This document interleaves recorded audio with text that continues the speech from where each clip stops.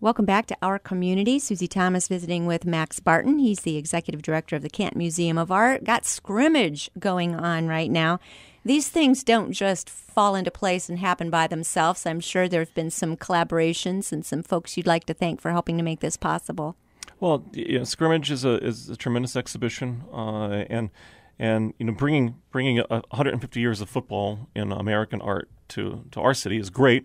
As birthplace and home to the Pro Football Hall of Fame, but birthplace of the NFL. And it's terrific to have the Pro Football Hall of Fame as a collaborator. It's been tremendous to have this exhibit open at a time when our Enshrinement Festival was going on. So the Canton Chamber made a lot of this possible with us. Start Community Foundation, Hoover Foundation, Visit Canton's been great, KeyBank Foundation, AltCare and Smuckers have been tremendous. Just everybody coming to make sure that this was going to happen with all of the events that are planned around it, because it's not just an exhibition. We try with everything that we're doing.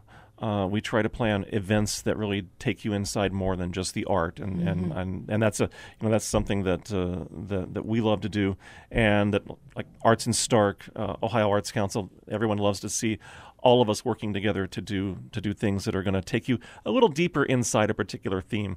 And this time we're able to do a lot of programs around the community, many of which are free. The Canton Palace Theater is doing a football film festival on September 8th and 9th. And I think the films are Rudy and Remember the Titans. They are, and then the real Rudy is coming in October. Yes.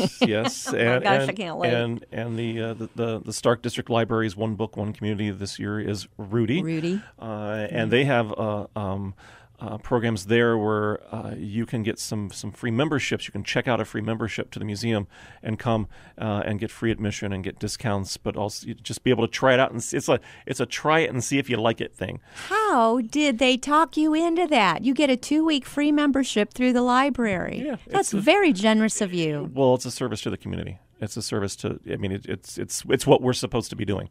Wow, it's awesome. And, I feel strongly about that, and so it's just great to be, because we've seen the usage of it, and we've seen people buy memberships because of it, and at the same time we've seen people that you might not otherwise be able to afford to come to something, even for the small admission price that we have, and they can come at their convenience, even though we have a free day on Thursdays. Maybe yes, and that's thanks to whom? Yes, and that our free Thursdays this year are now sponsored by PNC Bank, so that's tremendous. But the Palace Theater's done a great job. Any First Friday, a person can come through. First Fridays are sometimes free. Okay. Sometimes free, depending on what the event is. So. But aside from the Palace, the Symphony is doing a September 3rd concert in the park, and they're going to do a tailgate in the park with some scrimmage type music, some football music. Massillon Museum is doing a Paul Brown exhibit for us. Alex Kuhn out there, we're always willing to work together. We're trying to Canton Ballet. We were originally going to do a Touchdowns and Tutus revamp for our opening, but a lot of our high school football players are having practices that they can't get out of right now, and so how dare actually we're going to try and plan something. Maybe in September or October, where the ballet can come do a warm-up class in the galleries alongside all the art, and utilizing one of the football teams from the area, because some people may not realize, but ballet is an excellent warm-up tool for football, or for any sport for that matter. But football players have used the game of football, or the art of ballet, to help them with their strength training, their flexibility, for years and years and years. So I do remember Lynn Swan talking about that. Absolutely. Yes. And we have some sports talks coming up, some art talks coming up that are going to be at the museum and at Kent State University Stark. So we're going to be talking about race in sports. Dr. Leslie Heafy is going to be talking about those. And there's going to be a series at the Pro Football Hall of Fame, two talks that are talking about the sports figures giving back to their communities. And that's going to be David Baker and some special guests. The first one of those is coming up September 5th, I believe. And everyone can get all the information about all of the events on cantonart.org/football. But scrimmage will be right there on the cover. And then September 9th, we're doing a free family field day at the museum. So that's for families, and we're going to have a lot of different activities. I was just going to say, that is not all football. Let's talk about what all they get to do. Gosh, there is an NFL Play 60 activity that is sponsored by the Cleveland Browns that will be there. There's several art activities. Tim Carmody and friends are going to be hosting some field day art offs, I guess. So an art off. They're going to be a scrimmage amongst artists. Yes. And there'll just be a lot of different physical activities and special tours for the galleries and art activities. So some things outside, some things inside. There'll be some food trucks. It'll be just there to be a fun day to allow the community to come in and experience it and have a great time with their families. And that again is when? That is Saturday, September 9th. So go to cantonart.org/football and check out all of these There's a lot. Exciting. There's a lot. I can't believe you can remember all of that. You know, it's a very sensory experience to go through this. When you step in, you hear kind of in the distance a lot of football sounds, and not crowd cheers, but the hardcore sounds of grunts that you hear on the field. And then as you go through the museum, you start to realize, oh, there's a video playing back here.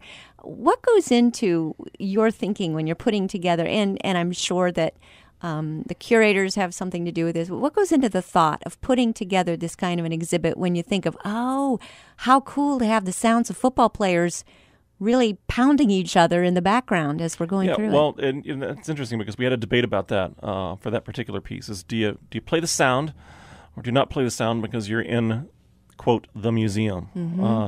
And it's interesting. So that piece that you're talking about is by artist Sean Leonardo. And the sounds you're hearing are the artist himself, who was a former football player, being hit by semi-professional football players at a video that he made as an installation artwork piece at the Los Angeles County Museum of Art in 2009, I believe it was.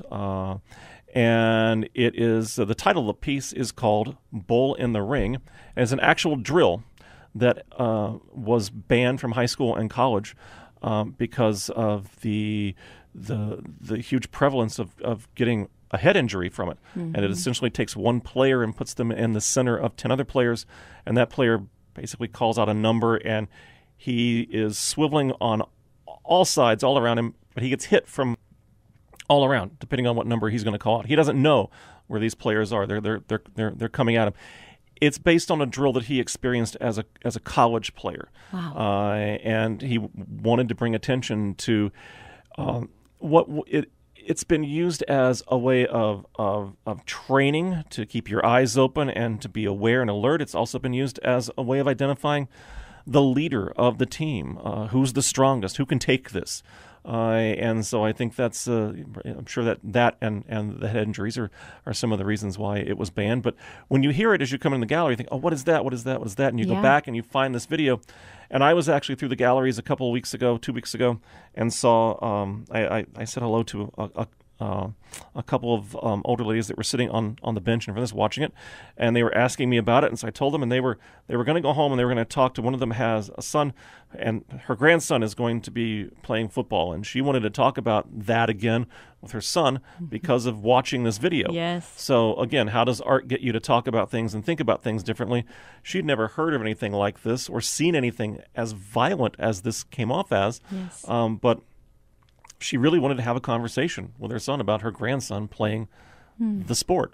And those are conversations that parents have every fall, every year as That's football right. season starts out, when you have a son that wants to go play the game. And now you have daughters that want to play the game. Yes. That's again, what's the role of women in football, gender in football? And so art gets you to think about that.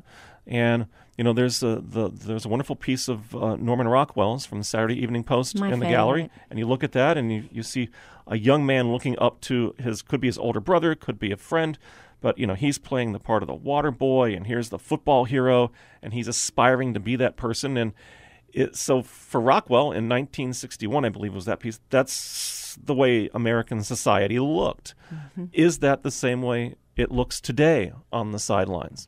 Is that what young boys aspire to? Would we see that exact same scene today? In many cases, we probably would, but it gets you to talk about it. Yes. A little bit. That piece you're talking about, I think that is my favorite of the whole exhibit. I love that. That one resonated with me. What are you planning for 3 years from now? Oh gosh, 3 years from now, or even 2 years from now, there's so much coming up. There's going to be a wonderful Underground Railroad exhibit that we'll be doing, which is going to be amazing. Coming up right after this, that we've been working on as well, is coming in the winter. It's going to be Elijah Pierce, An American Journey, which is a wonderful story of the United States and our history and some pop culture and a lot of moral lessons as told through the folk art of Elijah Pierce, who was a resident of the Columbus area, but was originally born in Mississippi, the son of a slave. And so his work is in collections all over the country, and it's going to be nice, I think, for us to really chronicle his path of talking about nonviolence and unity between races and cultures, and bringing everyone together. Especially now, I think it's a great time to have that conversation. Couldn't be more timely. And to do it through folk art is I think is a very accessible way for people to have that conversation. Mm-hmm. Now, this could not be more timely to be bringing that in. Very, very good.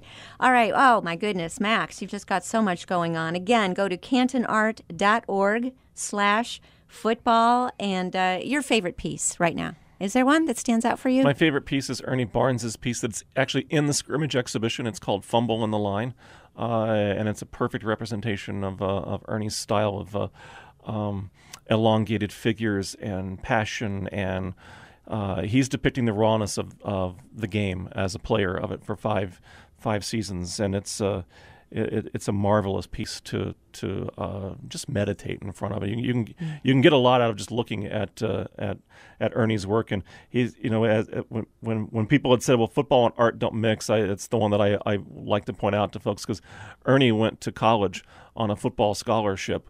And played, but he studied art. Mm-hmm. And the whole time that he was in college, and the whole time he played football, he always said he remained at his heart, at his core, an artist. Mm. In fact, his teammates called him Big Rembrandt for keeping his pencil in his sock on the sidelines and sketching during games. And he was even fined once for doing sketches while he was supposed to be watching football film. So, well, it's Scrimmage. It's at the Canton Museum of Art through how long? Through October 26th. You do not want to miss it. Max Barton, thank you so much for what you bring to our community. Thank you, Susie.